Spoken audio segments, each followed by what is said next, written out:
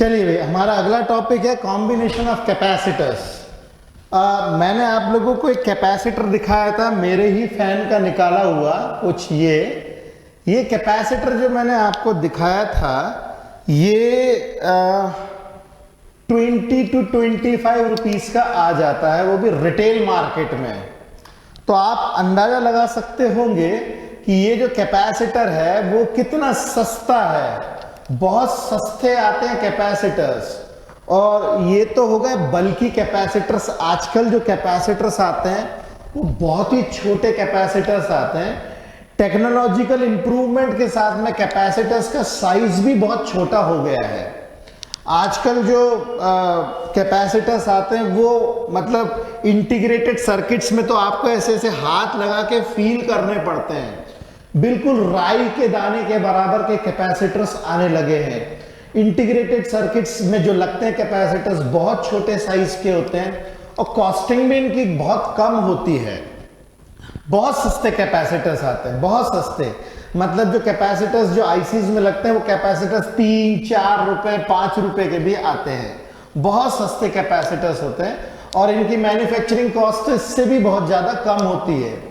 अब जो कैपेसिटर सोचिए मार्केट में 20 रुपए का बिक रहा है, इतना इसकी मैन्युफैक्चरिंग कॉस्ट हार्डली 4-5 रुपए होती है।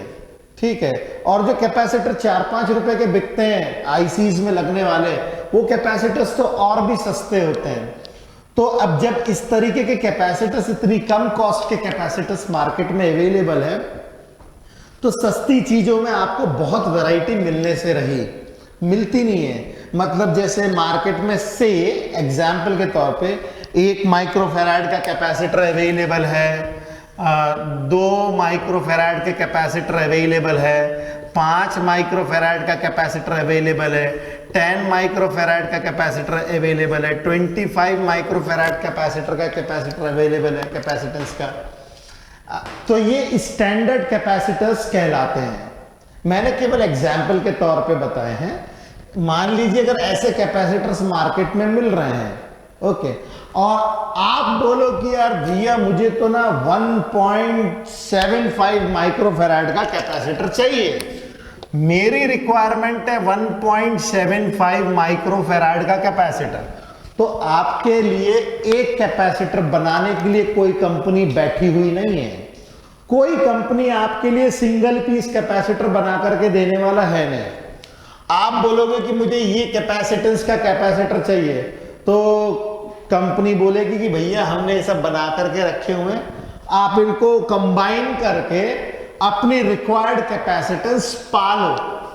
ओके, मगर आपके लिए कोई स्पेशल कैपेसिटेंस का कैपेसिटर बनाने के लिए बैठा नहीं है मार्केट में, क्योंकि ये बहुत सस्ता आइटम है। इतने सस्ते आइटम कि हाँ, अगर आप लमसम रिक्वायरमेंट दो, जैसे मान लो कोई सोनी कंपनी है और सोनी कंपनी ये बोले कि मुझे जो है 5 करोड़ कैपेसिटर चाहिए, तो आपके लिए बनाएंगे। चलो, अगर कोई एक बड़ी कंपनी बोलेगी कि मुझे 25 करोड़ कैपेसिटर्स चाहिए, तो चलो बनाएंगे आपके लिए। मगर आपके लिए कैपेसिटर्स छोटी छोटी मतलब रिक्वायरमेंट के हिसाब से आपके लिए कोई कैपेसिटर नहीं बनाएगा। तो हमारी जरूरत हो जाती है कैपेसिटर अपनी मर्जी से बनाने के लिए, उनको कंबाइन करने की। तो यहां पे एक नया टॉपिक आता है, नया कॉन्सेप्ट आता है, जिसे कहते हैं हम लोग कॉम्बिनेशन ऑफ कैपेसिटर्स। ओके, तो कॉम्बिनेशन ऑफ कैपेसिटर्स में 3 तरीके के कॉम्बिनेशंस होते हैं। प्राइमरीली 3 तरीके के कॉम्बिनेशंस होते हैं, और ये होते हैं सीरीज कॉम्बिनेशन, पैरेलल कॉम्बिनेशन और मिक्स्ड कॉम्बिनेशन।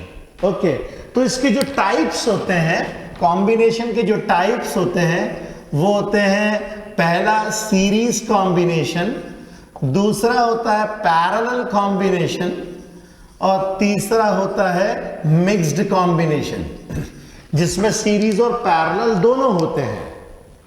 अब हम बारी बारी से पढ़ेंगे सीरीज और पैरेलल के कॉन्सेप्ट। पहले सीरीज और पैरेलल के कॉन्सेप्ट हम पढ़ लेंगे, और फिर मिक्स्ड में जो है उसी के कॉम्बिनेशंस को हम इस्तेमाल करते हैं। ओके, तो अभी मैं सबसे पहले ले रहा हूं सीरीज कॉम्बिनेशन।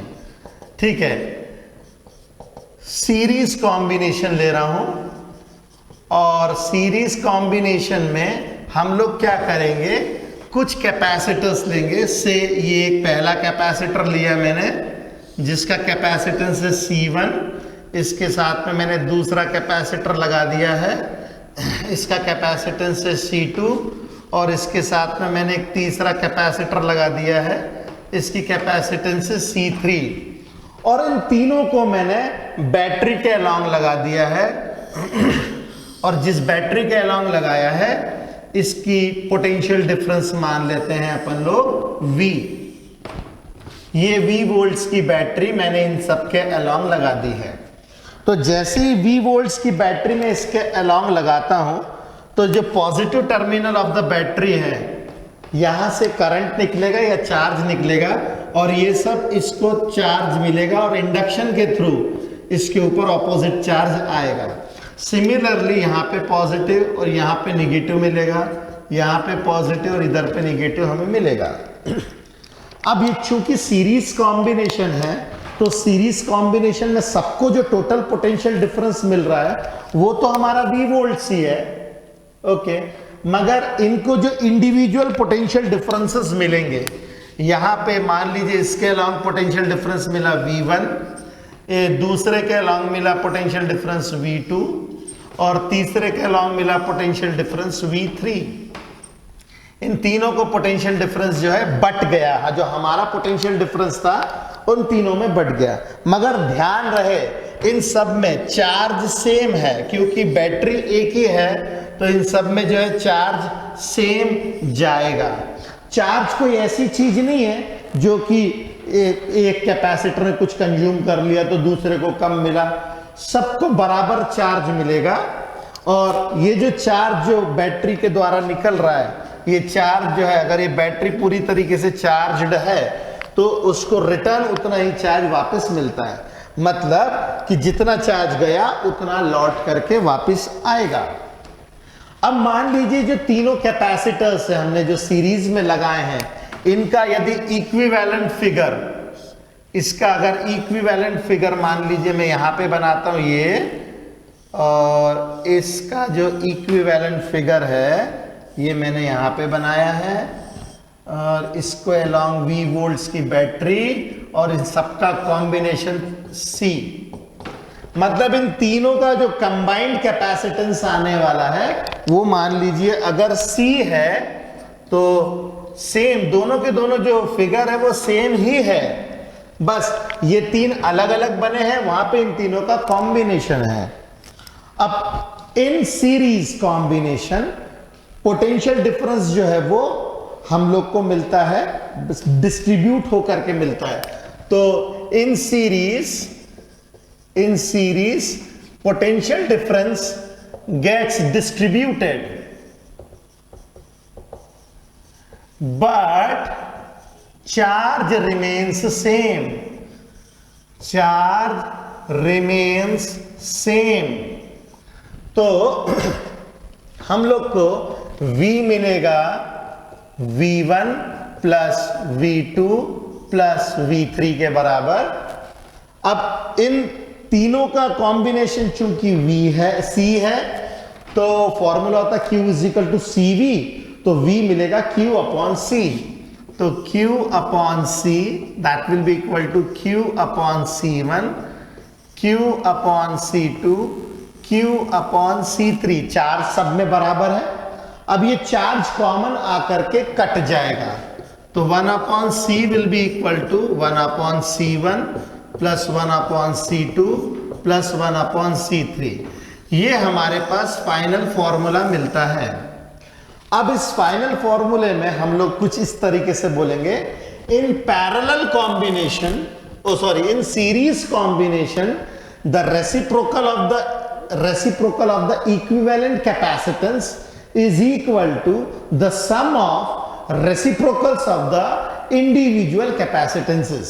ठीक है, तो इक्विवेलेंट कैपेसिटेंस का जो रेसिप्रोकल होता है वो sum of the reciprocals of the individual capacitances होते हैं।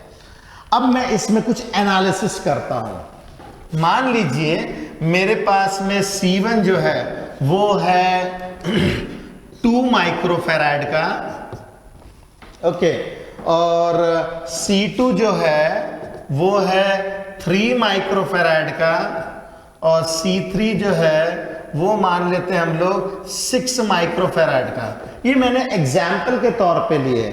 मान लीजिए मेरे पास C1, C2 और C3 ये है इस प्रकार, तो इनका जो कॉम्बिनेशन हमको मिलेगा C 1/C will be equal to 1/2 microfarad plus 1/3 microfarad plus 1/6 microfarad. तो 1/C will be equal to, इनका एलसीएम लेंगे 6 microfarad, 3 plus 2 plus 1, 1/C is equal to 6/6 micro. C will be equal to 6 micro upon 6 and C will be equal to 1 microfarad. अब इसके अंदर में जो analysis हुआ वो ये कि इसमें जो इक्विवेलेंट रेजिस्टेंस होता है वो छोटे से भी छोटा मिलता है। देखिए यहां पे सबसे छोटा सबसे छोटा कैपेसिटेंस था मेरा 2 माइक्रोफेराड का, तो मुझे सबसे जो इक्विवेलेंट कैपेसिटेंस मिला है वो सबसे छोटे वाले से भी छोटा मिला है।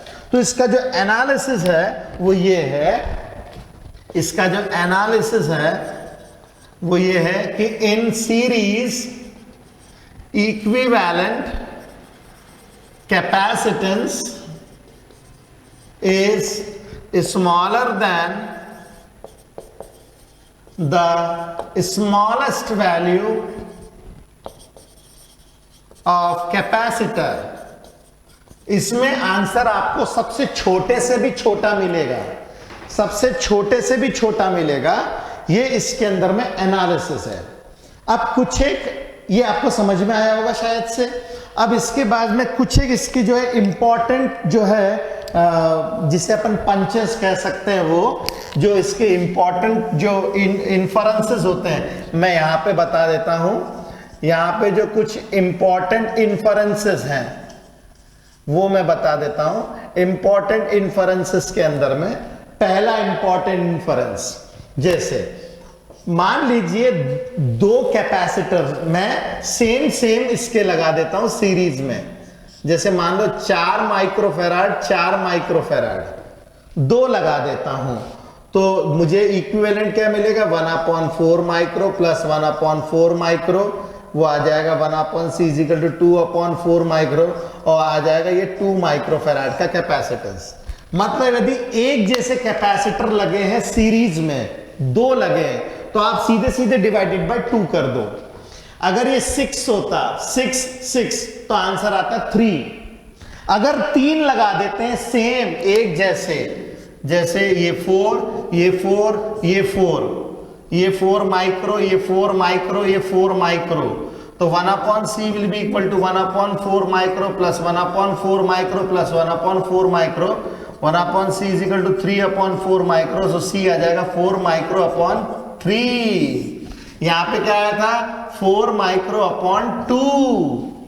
तो अगर सेम तरीके के कैपेसिटर्स हैं और सीरीज में लगे तो जितने कैपेसिटर लगे डिवाइडेड बाय वो नंबर कर दीजिए।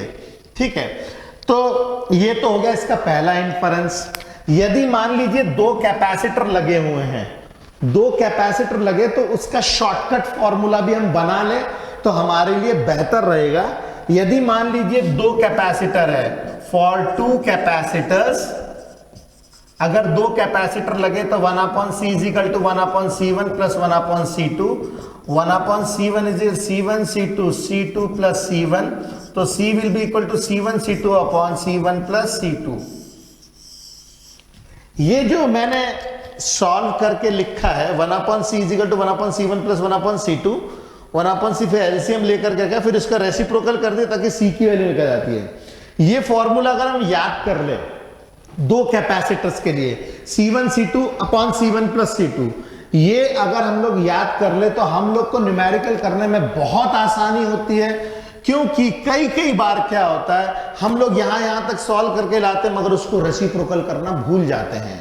न्यूमेरिकल में बहुत मेजर मिस्टेक होती है, ढेर सारे बच्चे गलतियां करते हैं कि 1/C is equal to 1/C1 1/C2 1/C3 calculate करते आंसर लाए, मगर आंसर एक्चुअली में 1/C था, हमने उसको रेसिप्रोकल करना भूल गए तो बहुत मेजर मिस्टेक हो जाती है और गलतियां होती हैं उसके अंदर में। तो ऐसी गलतियां ना हो दो कैपेसिटर के केस में, आपको याद कर लो, बेहतर रहेगा C1 C2 upon C1 plus C2 formula. इससे हम लोग की गलती होने के चांसेस बहुत कम हो जाते हैं। ओके, तो जैसे मान लीजिए मेरे पास दो कैपेसिटर है, ये कुछ इस तरीके से 3 माइक्रो का और 9 माइक्रो का, या फिर इसको 6 माइक्रो और 9 माइक्रो कर लो सीरीज में। तो डायरेक्ट हम निकाल सकते हैं 6 micro into 9 micro divided by 9 plus 6 15 micro, है ना, कुछ इस तरीके से। तो इससे हम डायरेक्ट आंसर निकाल सकते हैं। तो ये हमारे बहुत मदद करता है ये फॉर्मूला न्यूमेरिकल्स को सॉल्व करते वक्त। तो सीरीज कॉम्बिनेशन में जो इक्विवेलेंट कैपेसिटेंस होता है वो छोटे से भी छोटा आंसर आता है। इसमें आंसर मिलेगा आपको छोटे से भी छोटा, lesser than the smaller than the smallest value of the capacitance. ठीक है, आप इसको लिखिए, फिर हम पैरेलल कॉम्बिनेशन करेंगे। चलिए अब हम लेते हैं parallel combination of capacitors. Capacitors का जब हम पैरेलल कॉम्बिनेशन लेंगे तो मैं ले लेता हूं एक ऐसा कॉम्बिनेशन, ये पैरेलल कॉम्बिनेशन मैं बना रहा हूं, और इस पैरेलल कॉम्बिनेशन के लिए ये मैंने लिए 3 कैपेसिटर्स, एक के नीचे एक। ये 3 कैपेसिटर्स मैंने ले लिए एक के नीचे एक, और ये 3 कैपेसिटर्स को मैंने कनेक्ट कर दिया पैरेलल में। ये कुछ इस तरीके से कनेक्ट कर दिया पैरेलल में, और जिस बैटरी से मैं कनेक्ट कर रहा हूं उस बैटरी का पोटेंशियल डिफरेंस है से V वोल्ट्स। ये मैंने तीनों को कनेक्ट कर दिया। ओके, ये C1 और ये C2, ये C3, और इसका जो इक्विवेलेंट फिगर होगा वो फिगर, इक्विवेलेंट फिगर भी मैं बना देता हूं इसी के सामने। और ये मेरा इक्विवेलेंट फिगर, इन तीनों का इक्विवेलेंट जो बनेगा वो बनेगा ये V वोल्ट्स की बैटरी मैंने लगा दी। अब इसमें जो पॉजिटिव टर्मिनल है उसके करस्पॉन्डिंग ये पॉजिटिव, ये भी पॉजिटिव, ये भी पॉजिटिव, निगेटिव टर्मिनल के करस्पॉन्डिंग ये निगेटिव आ जाएगा। तो यहां पे भी सिमिलरली प्लस और माइनस। ओके, ये प्लस और ये माइनस। ओके, ये इक्विवेलेंट कैपेसिटेंस है C का। अब यहां पे देखिए पैरेलल कॉम्बिनेशन है, तो यहां से मैं जितना भी चार्ज भेजूंगा ये चार्ज जो है 3 हिस्सों में बंटने वाला है। Q1 का चार्ज इसके पास गया, Q2 का चार्ज इसके पास गया, Q3 का चार्ज इसके पास आया, फिर ये सारे के सारे चार्जेस Q1 और ये Q2 और ये Q3 मिल करके Q का चार्ज वापस से रिटर्न हो जाएगा बैटरी को। तो जितना चार्ज हम लोग देते हैं उतना ही वापस मिल जाता है। सिमिलरली यहाँ पे Q का चार्ज गया और Q का ही चार्ज रिटर्न आ जाएगा। मगर ये पैरेलल कॉम्बिनेशन है, और पैरेलल कॉम्बिनेशन में पोटेंशियल डिफरेंस जो है वो रहती है सेम सबके अलोंग। तो in parallel combination potential difference remains same. बट्टा क्या है, चार्ज गेट्स डिस्ट्रीब्यूटेड। तो सबके अलोंग पोटेंशियल डिफरेंस V ही है, इसके अलोंग भी पोटेंशियल डिफरेंस V, इसके अलोंग भी V, इसके अलोंग भी V। पैरेलल में पोटेंशियल डिफरेंस सबके अलोंग सेम होती है। तो चार्ज डिस्ट्रीब्यूट हो गई, तो Q will be equal to Q1 plus Q2 plus Q3। Charge distribute हो गई। Q होता है C इंटू V, तो C into V that will be equal to C1 into V plus C2 into V plus C3 into V। Okay, अब मैं V common ले लेता हूं सब में से, C1 plus C2 plus C3, V से कट गया V से कट जाएगा V, और हमें मिलेगा C will be equal to C1 plus C2 plus C3। तो इन पैरेलल कॉम्बिनेशन जो इक्विवेलेंट कैपेसिटेंस होती है वो सीधे सीधे एल्जेब्रिकली ऐड हो जाती है। तो अब इसमें भी हम वही केस लेते हैं। मान लो C1 है मेरे पास 2 माइक्रोफैराड और C2 है 3 माइक्रोफैराड और C3 है 6 माइक्रोफैराड। तो इन तीनों का जो कॉम्बिनेशन आएगा C पैरेलल में, इन पैरेलल कॉम्बिनेशन C जो मिलेगा वो मिलेगा C1 plus C2 plus C3, मतलब 2 micro plus 3 micro plus 6 micro, ये आ जाएगा 11 माइक्रो। इसका मतलब ये कि इसमें लॉजिक हमारे पास में मिलेगा कि जो पैरेलल कॉम्बिनेशन होता है उसमें आंसर बड़े से भी बड़ा मिलता है। देखिए 11 माइक्रोफैराड 6 से भी बड़ा है, जबकि सीरीज में हमने देखा तो जो आंसर मिलता था वो छोटे से भी छोटा मिलता था, इसमें आंसर बड़े से भी बड़ा मिल रहा है। तो in parallel equivalent capacitance is greater than the greatest value of capacitor, और सीधे सीधे ऐड करना है। तो इससे तो आसान कोई चीज हो ही नहीं सकती है, तो सीधे सीधे हम लोग को ऐड करना है। जितने का भी रहेगा कैपेसिटेंस वो आपको उतने टाइम सबको ऐड करके मिल जाएगा।